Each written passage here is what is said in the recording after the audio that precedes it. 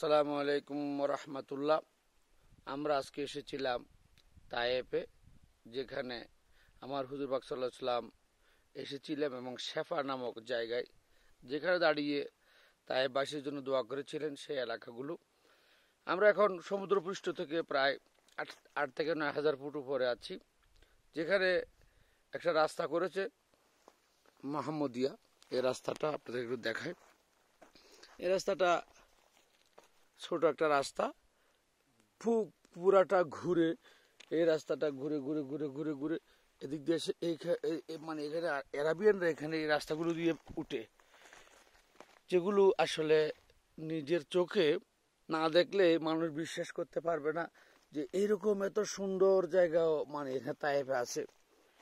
এখানে কিছু আপনাদেরকে বাড়িঘর দেখা, এখানে অনেক দূরে দেখা যাচ্ছে ছোট ছোট কিছু বাড়িঘর, যেটা এগুলি ওই এখানে যারা আরাবিয়ানরা থাকে, এখানে কোনো বিদ্যুৎ নাই, কিন্তু ওরা এখানে থাকে, সারা বছরই থাকে।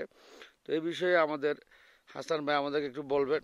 হাসান ভাই, আপনার কাছে জানতে চাচ্ছি যে ওরা কিভাবে থাকে এখানে বিদ্যুৎ ছাড়া। রহমতুল্লাহ, আসলে এগুলা আরবিয়ান, যারা আমাদের দেশে বলে বেদুইন অশিক্ষিতরা এই জায়গায় থাকে।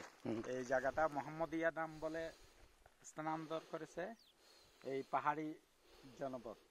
এই রুটটা দেখলে আপনারা দেখতে পারবেন যে আলহামদুলিল্লাহ, দেখেন কত ডেঞ্জারাস রুট।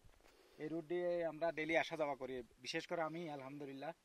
আমার এখানে তাইফ শহরে বিজনেস আছে, এই বিজনেস করার জন্য ডেলি জেদ্দায় আসা যাওয়া হচ্ছে এই রুট দিয়ে।